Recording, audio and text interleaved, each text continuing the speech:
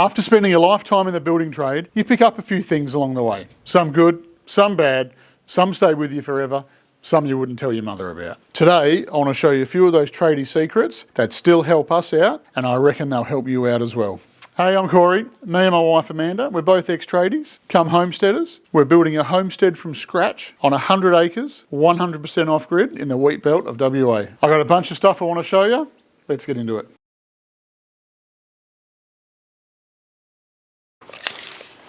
Tape measure. The most handiest bit of gear you can ever have, I reckon. These are my little quirks about a tape measure that I'll share with you. You can call me silly. You can call me smart. I've been called a lot worse. Let's start with the colour. I have always had a purple Lufkin tape of that shape, size, colour. When I'm looking for it, I don't generally look for a tape measure. I look for something that's about that big that's purple. It sounds silly, but Amanda has a green one. Okay, for example. We're in Australia, right? So we go metric. None of this like measuring in fractions and bananas and, come on, metric. So you have your big lines every 10 millimetres apart, 100 mil, 110 mil, 120 mil, 130 mil, and so on. And you also have little lines in between. Now the real little lines are millimetres. And I can tell you, every millimetre counts. A bit of background on our previous job in the building trade was we used to do a lot of outdoor weatherproof ceilings, and they were mainly done out of either timber, like timber sheets, or 9mm compressed fibre cement board. And where they joined, there was a 10mm gap. Now when you're working an area that may have 20 sheets and you're going, oh, that'll do for the measurement, what's 1mm out over 20 sheets? It's 20mm by the time you get to the end. You know what I mean? So we always use the little lines to the millimetre. Another tape measure tip is when you're measuring stuff, use one tape. Don't you measure something up there on the roof and yell it out to someone on the ground who's got another tape. Their tape measure could be different to your tape measure. Now it probably doesn't matter if you're doing something, big and roof sheets, a couple of mil here or there doesn't really matter. From our background, doing stuff that is actually seen, every millimetre matters. Okay, and another little tip, when you run your tape out like this, right, and you're gonna, go, oh, let's just slam it in. Don't slam it shut with all that force of the recoil spring, because this little thing on the end here has a certain amount of movement in it, and that compensates for the thickness of the little tag on the end of the tape. So if you keep slamming your tape shut, you'll either wear these little rivets out or you'll elongate the holes, and this thing here will start moving more and more each time. So it loses accuracy. Let's talk something that I see a lot.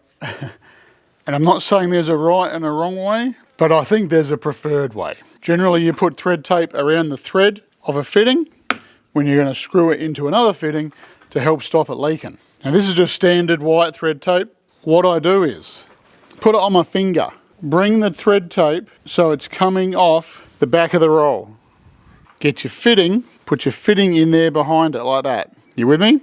Now you'll find it easier to roll. You use your thumb and your finger to hold the thread tape roll, and you can use your thumb as pressure on the thread tape. So when you're putting it on the thread, you're giving it a little bit of pressure, and you just keep winding it around like that. Snap it off. And then when you go to screw this into the fitting, you're screwing it, right? So your actual thread tape is getting wound back onto the thread when it screws in the fitting. A bit easier, I think. Let's talk string lines. You can go to the Big Green Shed, you can buy a string line for like, a couple of bucks. Those pink, green or orangey ones, let's be honest, they're crap. So what we use, this is 200-pound braided fishing line. Anyone that knows anything about fishing will tell you that this is some strong stuff. You'll be battling to snap this when you pull it tight. The reason I use this is because it has almost zero stretch. It doesn't really get affected by water or sun like those other cheap lines. You'll set one up today, you'll come back tomorrow, it'll be sagged because it's like gotten a bit wet and it's stretched, and re-pull it tight. And not to mention, they're quite thick. They're probably, that'd be a good 2 mil, 2.5 mil thick. Whereas this is probably 1 millimetre thick. So very handy for getting things very accurate. Now, some things we like to do is we use these packers here. These are just like, they're called window packers, handy for everything. We just put a loop in the end of the line, put this through it, give it a few turns, and then we use a good quality clamp, like a vice grip C clamp, to clamp it to whatever it is you'll want to pull the string on, whether you want to clamp it to a post, a brick wall, a bit of timber, anything you like. But it's important that you use a good clamp. If you use clamps like this, they just don't do up tight enough. And when you pull this line tight, like I'm talking tight, you could just about get this line whistling in the wind. String line is a perfect thing when you're trying to get a straight line between two reference points. Get yourself some braid, get some of these little plastic packers. You'll be pulling lines tight as you want everywhere. Working out cubic volume of something. You want to do a concrete pad, you want to work out how much you need. If this is our pad, we'll do it quite simple first, okay? 2 metres by 1 metre by 100 millimetres. We got 2 square metres, because 1 times 2 is 2, and it's 100 mil thick. We would need an area volume of 1 metre by 1 metre by 200 millimetres. So that would be 0.2 of a cube. If you had something a little bit more fancy, okay, a little bit bigger, and we made that 1 into a 4, and we turned this into an 8, you wouldn't even know, would you, eh? I never used to do that on my report at school. So 4 eighths are 32. So 32 times 0.1 is 3.2 cubes. So you would need 3.2 cubic metres of concrete to do a pad that big. Now, if you were going a bit thinner, say 75 mil, you still have the same square metres, but if we cross this out and you went 75 mil, you would times the square metres, so 32, because 4 eighths are 32, times 0.075, because you've got 75 mil. If you did 0.75, that would be 750 mil, and that wouldn't work out very well. So 32 times 0.075 is 2.4 cubes. So that's how you work out cubic area. Now, how do you work out square? Pythagoras, the 3, 4, 5 method. So if this is 3 and this is 4 and that's 5, that is square. These numbers here can be anything. Millimetres, centimetres, metres, kilometres, as long as they're all the same. If you went 3 metres here, you wouldn't go 4 kilometres there, because that wouldn't work. So 3 metres, 4 metres, 5 metres will give you a 90-degree corner here. Now, what if you've got a real odd number? You're building a chook pen and you want to work out the square of the chook pen. And your chook pen is 2660 by 7920. Now, this is where you probably need a calculator. 2660 squared, right? The square button on your iPhone is a cross and a 2. And then the square root button looks like this. A little number 2 with a cross in it. So 2660 squared plus 7920 squared is a real big number, equals, which is another big number, and then you hit the square root button. And the diagonal measurement from here to there, 8 metres, 354 point something. So we know how to do them. Let's talk how to cut a straight line. It sounds very simple, doesn't it? Disclaimer, I don't have a sheet of timber to show you how to cut. So I'm going to simulate it on this piece of aluminium. I won't actually fully cut it, but I'll explain it to you in depth on what I do with my process. First thing we need to know is how far is the blade from the edge of my saw. This is just an example to figure this out. I will just measure in 100 millimetres. Get some C-clamps. You need a good clamp. You don't want any of those like plastic clamps that you do up bit by bit. You want a good quality clamp. So when you clamp it, it ain't going anywhere. Grab your pen. Why do we use a pen? I use a pen for everything that I measure because it is a very fine point on the end. As opposed to a pencil, you need to sharpen it. You might end up with a pencil mark that's 2-3 millimetres wide. Use a pen. So we've got 2 pen marks on there against the straight edge. Now, I better put some glasses on because this is all about safety, this channel. I'm going to put the saw against the straight edge here, and I'm going to come in with it running. I'm going to take a little nick, maybe 5 millimeters, 10 millimeters of cut into the sheet. Hold it nice and steady, nice and flat, square, you know.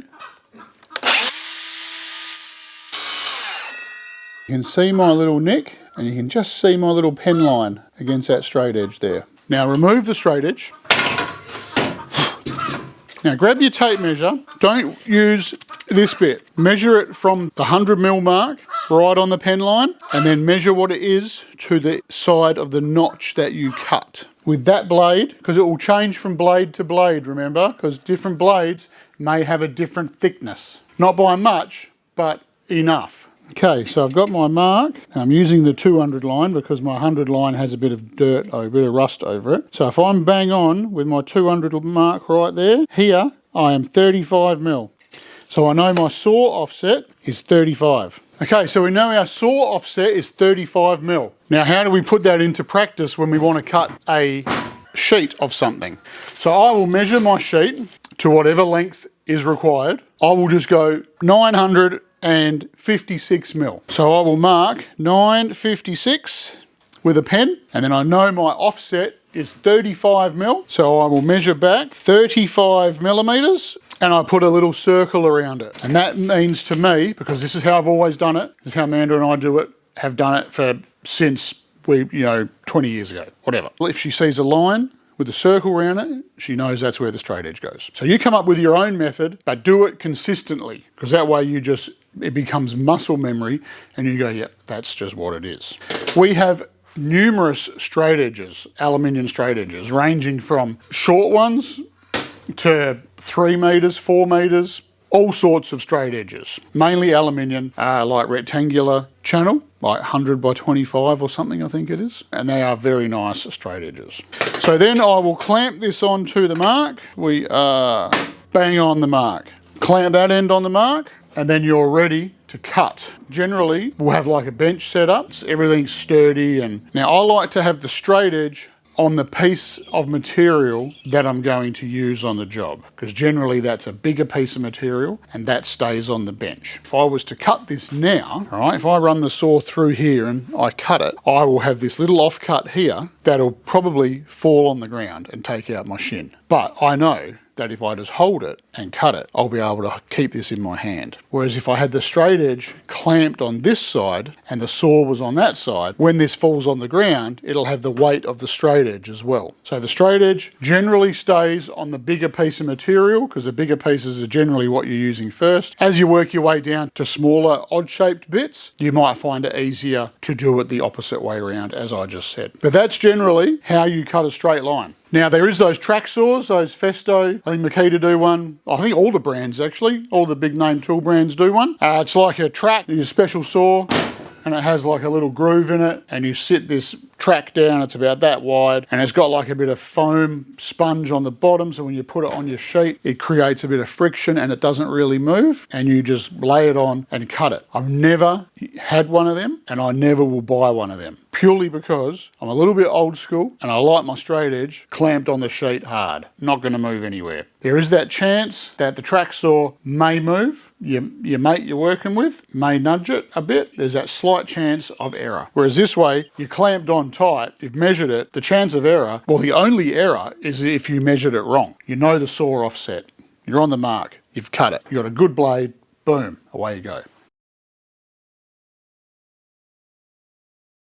A little bit of departing advice. Me and Amanda have a saying when we were working together, because we used to work together all the time. Grab the sheet and go. You can stand here looking at it, talking football all day, the job won't happen, all right? So don't overthink it, just grab the sheet and go. It'll either end in two ways. It'll all fall into place or it will all fall apart. See you on the next one.